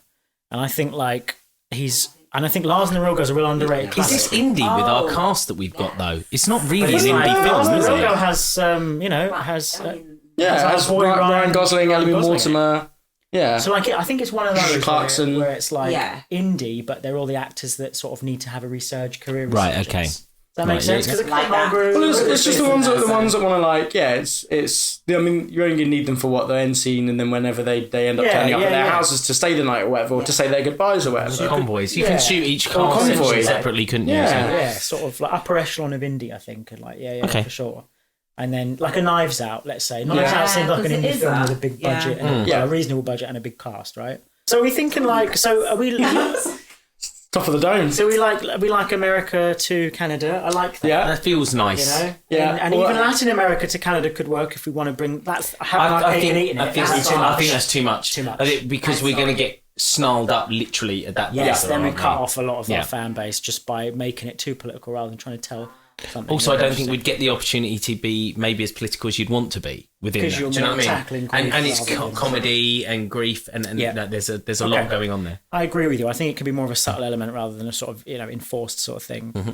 Okay, yeah. I mean, and it's sort of like a mid-budget film, I sort of like that. Yeah. And what about the soundtrack? What are we thinking about? Like its oral sort of profile. It's got to be radio. It's radio soundtrack, isn't it? If we're in a convoy, Definitely. It's got to be. Each And it's all person's each radio person's station. radio. Yeah, or and maybe there's a Yeah, exactly. What Yeah. do you listen to? there's a when you- family anthem. Maybe, do you know what I mean? Like that reminds them of their dad, and that they all play it at the end as they're pushing him that's over the good. border. Do you know what I mean? It's got to be something like that. Or someone calls the radio station. Yeah, and they and get played on the radio played on the station. radio. that's it. And they all are. tune into And the then same put it over radio. the tannoy at the end of the border. Done it. Right? That's Done it. Because one of them's like a border guard, like in the family, and they don't want anything to do with it until it happens. That's the strange one. That's Yeah. the And they strange, get to the border, And he's the one that opens it up. realises Opens it, he opens it. He He opens it up. and he opens it up and pushes the car through. Brilliant. Yeah, yeah. Is that your Canadian accent? No, I'm just doing like that's a Simpsons reference. Okay. Slightly less obscure, Okay. but like yeah.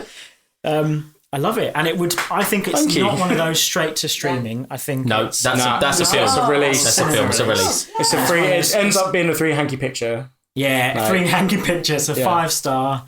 Like Mark Commode is- says, that's like cries when he hands. does the review of it. That is Yeah. like, Yeah, it's one of those. So are we seeing like a poster, or like how are we seeing? I This is just a complicated one for I me. like the idea of so that ending shot, right? So it'd be like, so if we got the camera, it's gonna be difficult to describe for you guys in the thingy, but it just the like in a V, like the way that birds fly, Yeah, of all the convoy cars. Yeah. yeah, All the convoy cars. And you don't necessarily have to have like, so it looks like a funeral procession. So you have that V of all the cars in the Yeah, family, yeah. all different colours. Yeah. Bob Disposal, maybe the front one is a hearse, and you have the actors walking out front. yeah. Sometimes the end is just the beginning. Oh! That is good. Yes! Yes! That is good. Why am I not doing this professionally? That is good. Yes! Yeah. I like it. Oh! that was right. Thanks. I'm proud of myself. Thank you. That was epic. That was so good. And I'm feeling also like a poster that's maybe, because you have alternate posters, maybe one that's like you look at that border crossing and you look at the cars, but the border line or something looks like a coffin, and all of the cars around look like an aerial shot Nice. Yeah. of a funeral taking place. Black Yeah. cars all in a circle. You could have like a side view of the hearse, and where like flowers say like mum or dad, says Bob. Yeah. Yeah, you've got to remember the title of the film is Bob Disposal. Yeah. So there's Yeah. you can't have too much gravitas on Yeah, that yeah, poster yeah. because Yeah. you'll ruin it. That is true. It needs to have a sort of almost like a comedic element to Yeah. it as well, doesn't it? The Yeah, poster. And maybe in the middle of Bob is Yeah. Bill Murray's face, and it's slightly, sort of decomposed as well. Yeah. You've got to have a bit of that. They've posed him into like a thumbs up. Yeah. Where he's Yeah. sitting up in the back of the house. Whatever or you do whatever the poster for Weekend at Bernie's is, you replicate that. Yeah. So sort of like that style. I think it's him being like held between them. Right. I think. But that's sort of like, I can give it a quick Google. But yeah. Yeah, everyone else can Google it as well. Yeah, just replicate the Weekend at Bernie's poster so people. That's go, one of them. hold on That's a like an minute. old one. Reference. Yeah. Yeah, Oh, exactly. yeah, That's yeah. the Criterion like re-release or whatever, the Arrow video Yes. like inside cover, right? Yeah, it's two guys. It's two guys literally holding him up like by It's his just hair the and his whole jacket. family holding up the dad, right? The whole family. In like a behind family them. photo. Yeah, in a family photo. That's Family perfect. photo. Wearing like all of the sort Yes. of like the gear of a family photo, with their hair all done. But they're all dressed for a funeral. Yes. Yeah. And he's not. Yes, He's like in dressed Hawaiian white. shirt Yes. and like. in the Weekend at Bernie's gear. Yeah. Oh, that's is so right. good. I love That it. is brilliant. That. We can't record another episode. This is Which is because we have to go and make this film. That's why. Yeah, exactly. and the Netflix series. We've got 2 films and a Netflix got series. two to films. make. I love this. Two indie-based films. This is actually okay. We've got to work it out. So Sean, throwing back to you.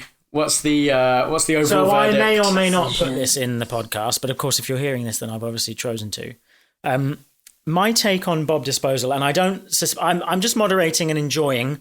I actually don't suspect I'm the best at this sort of thing, which is why I've chosen this role. Convenient. But I was thinking, well, let me go for an idea that doesn't feel like it would be somebody else's type of idea. And I'm glad that Ryan, yours has sort of moved away from the Apatow thing, because mine was a sort of Apatow sort of parody. So I imagine that this would have been made. So Bob Disposal is a film that would be made after The Hurt Locker, And in the same way that the Dewey Cox Walk Hard story was made after Walk the Line and Ray, and during that period, so it'd be during the heyday of these sort of resurgence of modern war movies.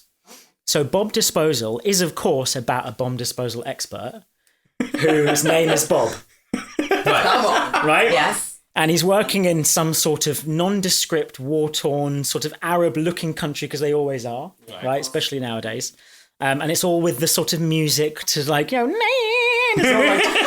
you can't bear to see something with like, unless you're sort of putting the music in that someone's got from a library and they don't know anything about Arab music, but they just chuck it in anyway. Yeah. Yes. It's probably like the greatest hits. Asian strings. Yeah, exactly. So that it's in sort of some sort of war-torn land. It's not America. But I like this idea that like they spoofed a lot, didn't they? Like they had a lot of like, I love Walk Hard. I think it was called Walk Hard, right? The Dewey Cox story. Yeah. And it was a superb, like pitch perfect parody, because it wasn't like sort of making fun of it. And even in the same sort of way as like Austin Powers made fun of James Bond, they just did a pitch perfect movie about like these biopics, these music biopics.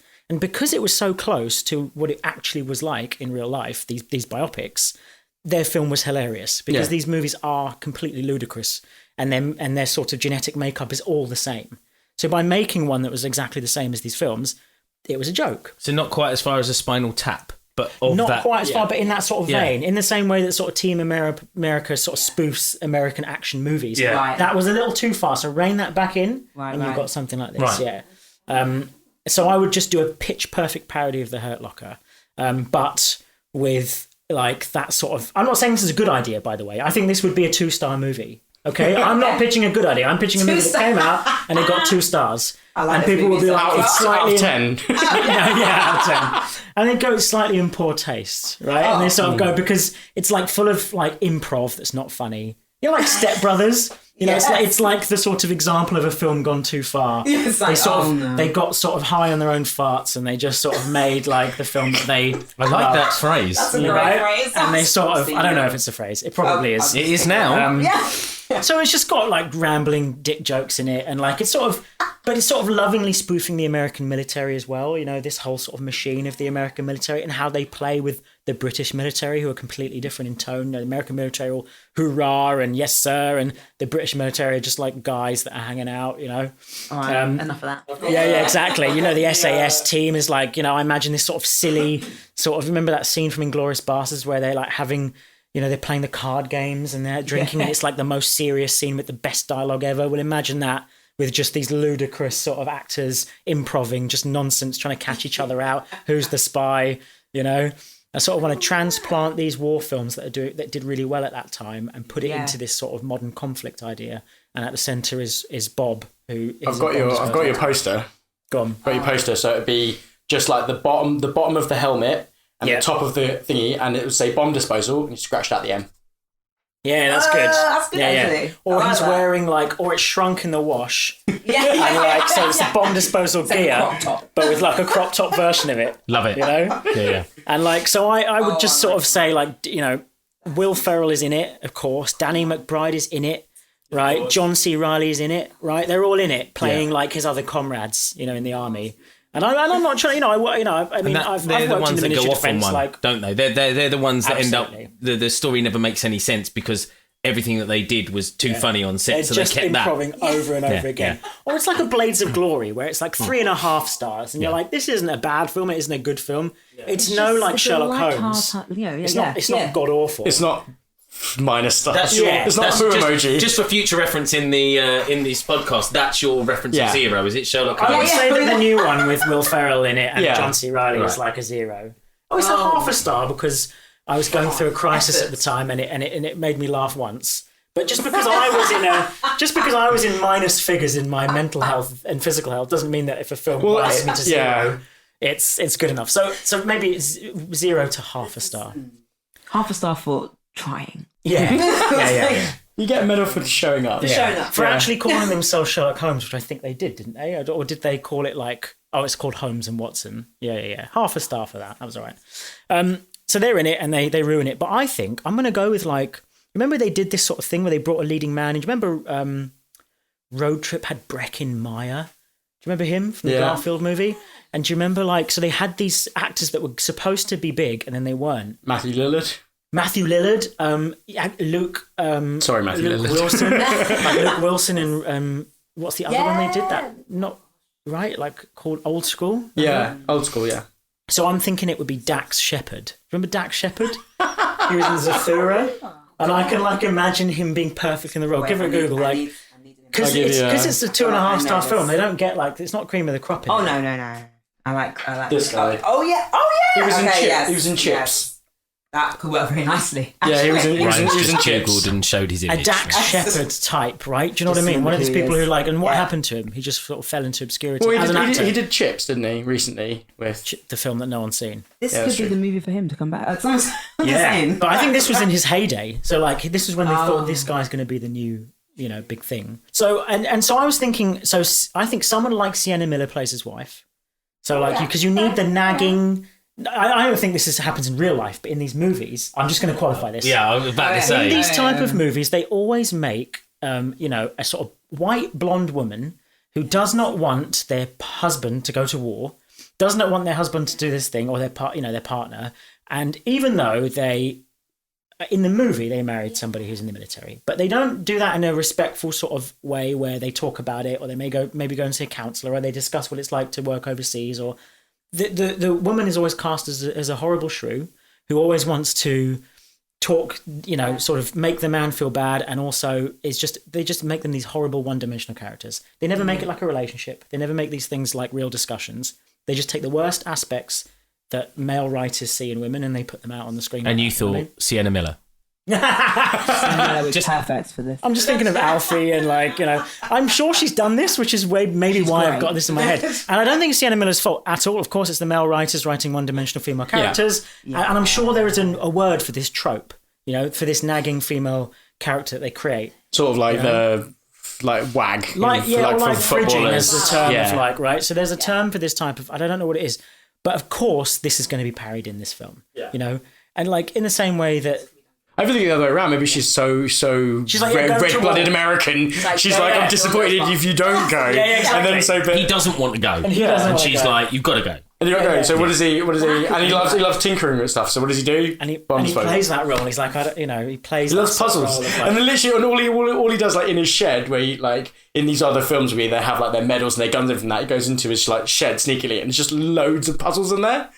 And that's why he's so good at doing the bomb response. No, you have a it's like a huge flashback puzzle. to the start when he's like, so a bomb in the training ground goes off and it throws him backwards. And every time a bomb goes off and you hear the ringing in his ears, it transports him to a flashback.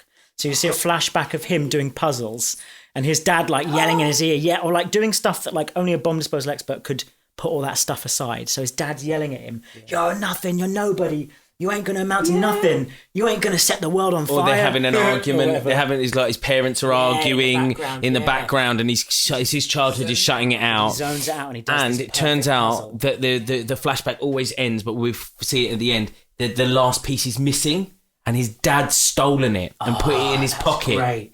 And in this flashback, he finally like addresses his father. He confronts his father and says, "Give me the last piece." That's great, and that's when he solves the bomb. That's when he solved the bomb, the one that's going going to blow everyone up. Yeah, he fixes it. I love that. And on the bomb, It was in his pocket the whole time. yeah, he reaches back into his pocket where that's where it is. The It's switch his to dad's fix the bomb trousers. is. He's had to put his dad's trousers Oh, on. so that's why they don't fit properly in the poster. And the those piece of dad's trousers the piece of were the all the time. jigsaw short circuits the Yeah, bomb. yeah. That's perfect. There you go. I mean, That's absolutely perfect. But we can't do another one. I've And he's peaked. Bob Jr., of course.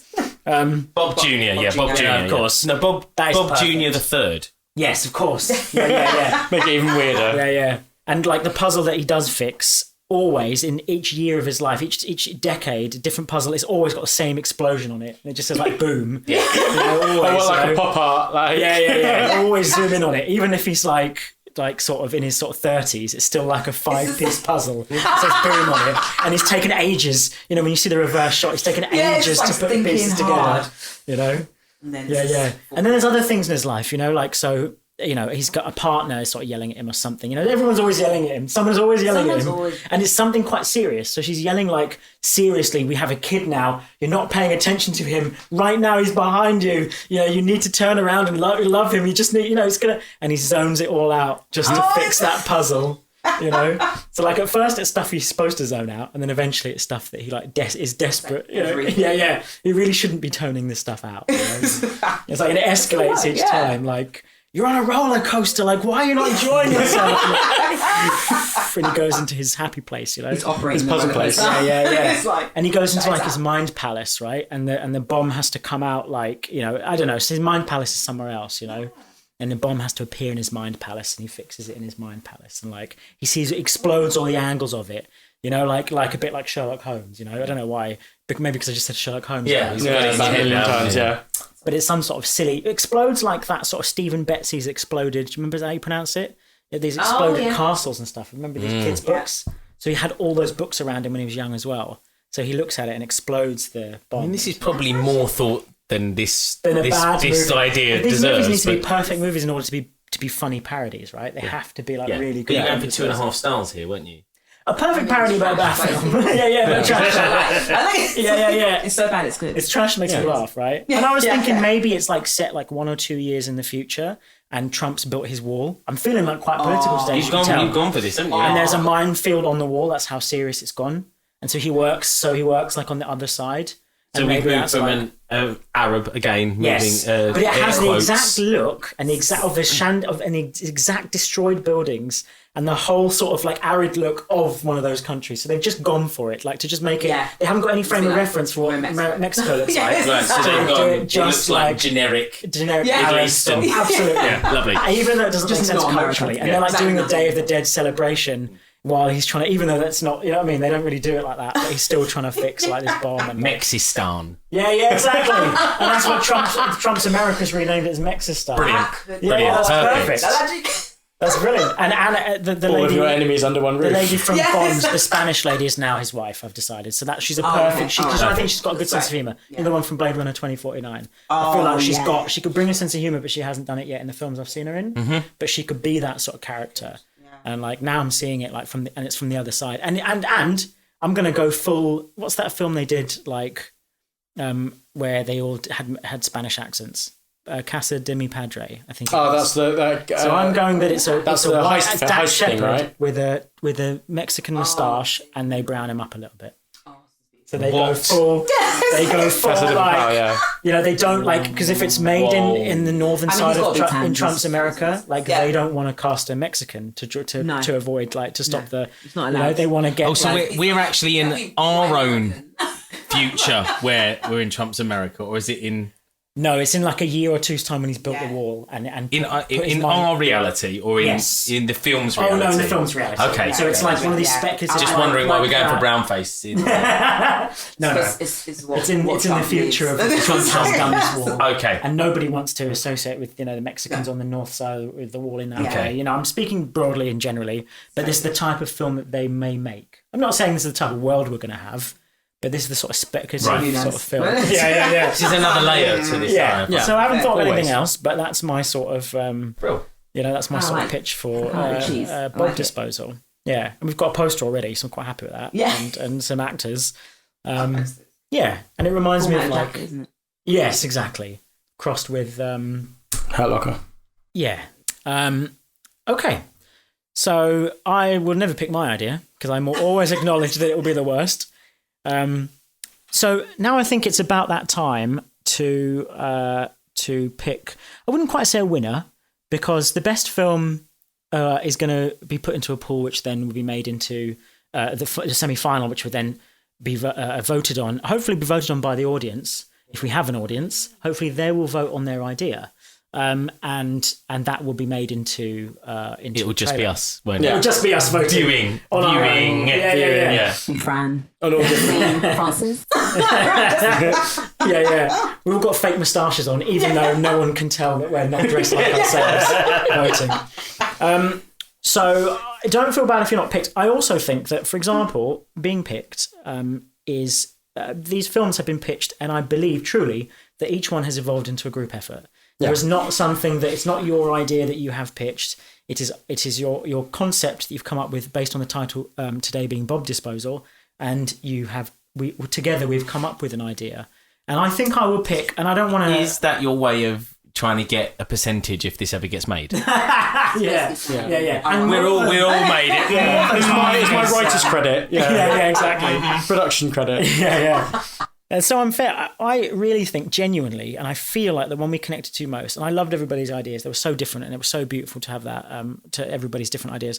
But I feel like the Dupe, when Ryan pitched his initial idea of Bob Disposal, and then it became this, then it started almost like on sort of ground that we were treading lightly on, if it's about sort of euthanasia and stuff like that, that's quite heavy. But then it moved into something more akin to Little Miss Sunshine, more akin to something, quite wholesome and necessary, particularly these days. And I think it's something universal. We all deal with death. Yeah. And everyone has a different way of dealing with it. And I was quite struck by something like by Avengers Endgame recently, by portraying, these characters that you... Spoilers. Spoiler. I'm joking. You've seen Infinity War, you sort of know what's going on with Endgame.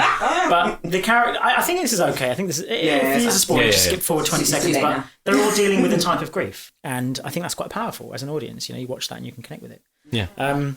So I would say that Ryan's initial pitch of Bob Disposal that has migrated into everybody's workshop is the winner. Thank you very much. Yay! Thank you. Which is also good because I get to use mine actually as a pitch for Netflix. Yeah. That's true. I genuinely think as I was going through that, I think I won't be on this podcast again because I'll have made my money pitching Bob Disposal. Yeah, it's brilliant. And yours is the most plausible to be made by ourselves. We could make that as a short film. Does anyone know Donald Glover? I'm sure. He must be a cousin. So I can relate. We all came up with really good ideas, and I think I love that we all worked with each other, and it was all really, really good. Also, everyone around the table got a little bit teary at the idea of we pushing did, Bob across the board. Except Francine, who is cold as a stone in her heart. Throw him across. She's not moved.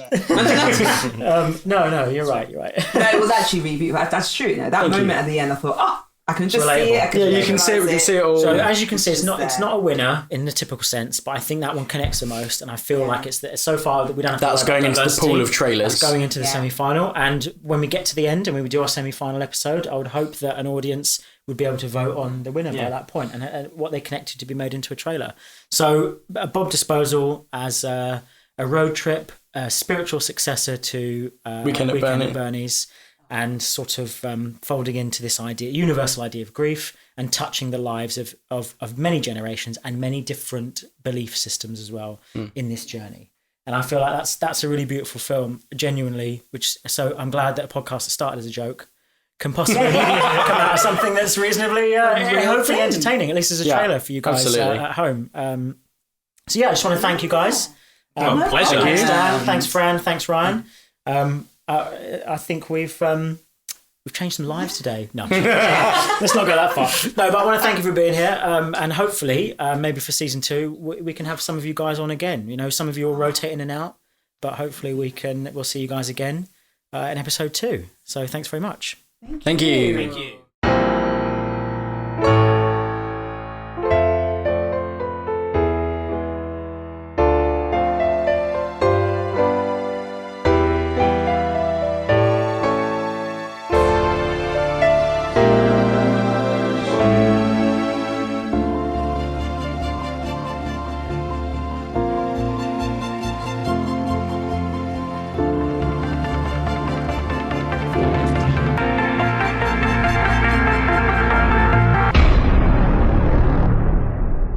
Recorded in the Capo Studios 2020.